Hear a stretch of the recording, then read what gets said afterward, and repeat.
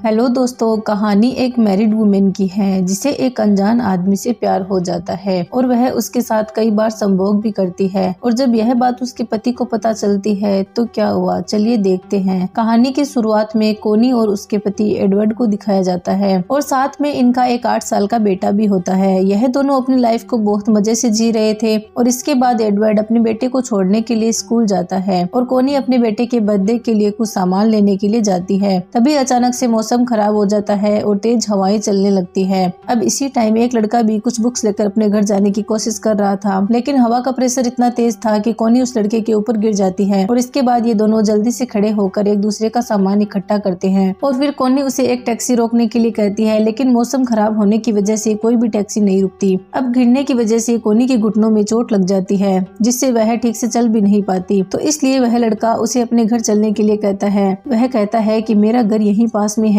जब तक मौसम ठीक नहीं होता तो मेरे यहाँ रुक सकती हो। अब इसके बाद पाओ कोनी को अपने फ्लैट में ले जाता है और फिर कोनी उसका बाथरूम यूज करती है और अपने घुटनों पर दवाई लगाती है। फिर कोनी पाओ से उसका फोन मांगती है ताकि वह अपने पति को सब कुछ बता सके, लेकिन जब कोनी कॉल पर बात कर रही होती है तो पाओ उसकी चोट पर सिकाई करने लगता है जिससे कोनी को बहुत अजीब फील होता है और फिर वह अपने घर चली जाती है और कोनी के जाने से पहले पाओ उसे एक बुक देता है। अब जब कोनी घर आती है तो एडवर्ड उसकी चोट के बारे में पूछता है कि यह कैसे लगी, तो कोनी एडवर्ड को आज का सारा सीन बताती है कि आज तो इतनी तेज हवा चली और मैं गिर गई, फिर उस लड़के की वजह से मैं बच गई और उस बेचारे पाव ने ही मेरी मदद करी। तो फिर एडवर्ड मजाक मजाक में कोनी से पूछता है कि क्या वह लड़का हैंडसम था। अब जब कोनी अकेले में लेटी होती है तो वह पाव के बारे में सोचती है कि वह कितना हैंडसम था। तभी उसे याद आता है कि पाव ने उसे एक बुक दी थी, तो कोनी उस बुक को पढ़ने लगती है और तभी इसमें कोनी को पाव का नंबर मिलता है। तो वह पाव को कॉल करती है, जहाँ पाव भी कॉल उठा लेता है। बातों बातों में पाव कोनी को अपने घर पर कॉफी के लिए इनवाइट करता है तो कोनी भी मान जाती है। इसके बाद कोनी पाव के घर जाती है, जहाँ पाव कॉफी पिलाने के बहाने कोनी को टच करने लगता है। अब इससे कोनी को बहुत आनंद मिलता है, पर वह खुद को संभाल के वहाँ से चली जाती है। अगले दिन कोनी एडवर्ड के ऑफिस जाती है तो एडवर्ड कोनी से पूछता है कि कल तुम कहाँ गई थी, तो कोनी उसे बताती है कि मैं एक स्कूल की नीलामी के सिलसिले से बाहर गई थी। एडवर्ड के साथ कोनी की मैरिड लाइफ काफी अच्छी चल रही थी, पर उसे इसी चीज की कमी थी। अगले दिन कोनी फिर से पाव से मिलने के लिए जाती है, इसलिए पाव फिर से फ्लर्ट करने लगता है।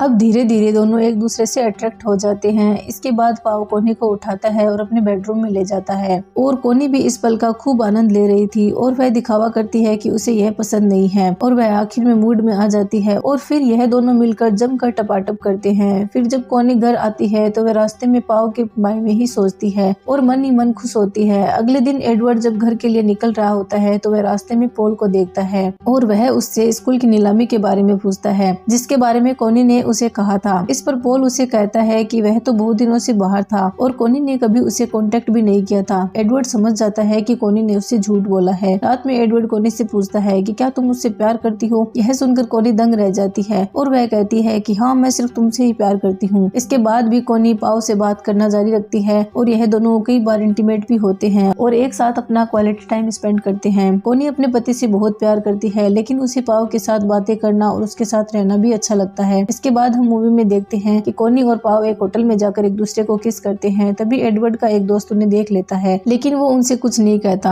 अब एक दिन कोनी नहाते समय पाव के बारे में ही सोच रही थी, तभी वहाँ एडवर्ड आ जाता है और वह उसके साथ नहाने लगता है। वह कोनी को किस करता है, लेकिन कोनी उसे कहती है कि वह भी मूड में नहीं है। अगले दिन कोनी पाव से मिलने जाने के लिए तैयार हो रही थी, तो यह देखकर एडवर्ड उसे अपने साथ लंच पर चलने के लिए कहता है, लेकिन कोनी बहाना बनाते हुए कहती है कि मेरा एक सैलून में बहुत इंपॉर्टेंट अपॉइंटमेंट है। यह सुनकर एडवर्ड को शक होता है, तो वह सैलून में कॉल करके पूछता है कि क्या यहाँ आज कोनी नाम की किसी लड़की का अपॉइंटमेंट है, तो सैलून वाले उसे साफ मना कर देते हैं। वहीं जब कोनी पाव के फ्लैट पर जा रही थी तभी उसे उसकी 2 पुरानी दोस्त मिलती है और वह उनके साथ एक कैफे में चली जाती है और पाव को कॉल करके बोलती है कि तुम थोड़ी देर रुक जाओ, मैं एक कैफे में हूँ। पर इसके थोड़ी देर बाद ही पाव उस कैफे में आ जाता है और कोनी को पीछे आने के लिए इशारा करता है, तो कोनी पाव के साथ वॉशरूम में चली जाती है, जहाँ वह दोनों एक दूसरे के साथ इंटीमेट होते हैं। अब इनकी आवाजों से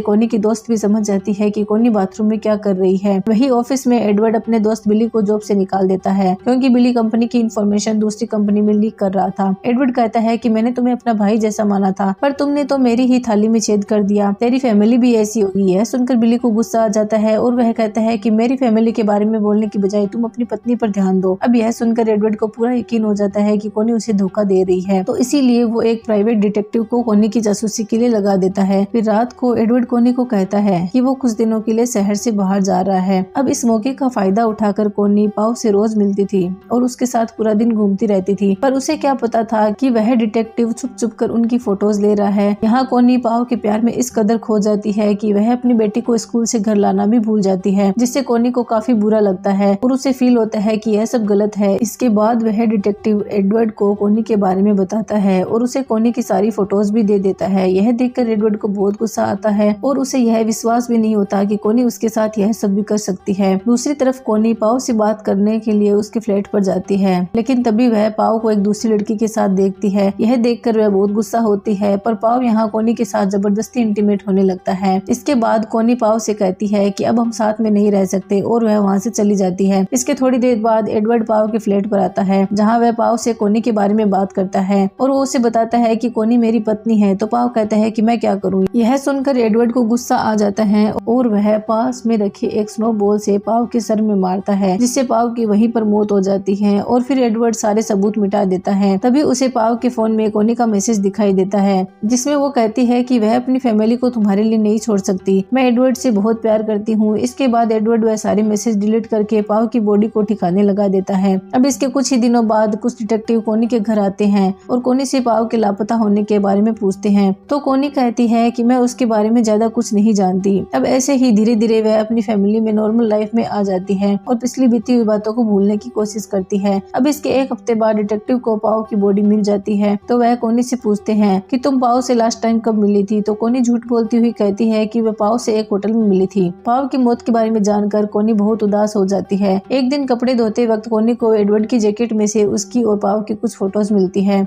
जिससे वो समझ जाती है कि एडवर्ड को उसके अफेयर के बारे में सब कुछ पता था। तो कोनी रात में एडवर्ड से इसके बारे में पूछती है और एडवर्ड चिल्लाते हुए कहता है कि हाँ मैंने ही पाव को मारा है, मैं उसे मारना नहीं चाहता था पर वह गलती से मर गया। अब बीते हुए पास्ट को तो ठीक नहीं किया जा सकता था, तो इसलिए वह दोनों सब कुछ भूलकर दोबारा से अपनी लाइफ को जीने लगते हैं और कोनी को यह एहसास होता है कि एडवर्ड उससे कितना प्यार करता है और वह उसे धोखा दे रही थी। और इसी के साथ हमारी यह मूवी यहीं पर खत्म हो जाती है। तो दोस्तों अगर आपको मेरा ये वीडियो पसंद आए तो प्लीज मेरे वीडियो को लाइक करें और चैनल को सब्सक्राइब करें। Thank you.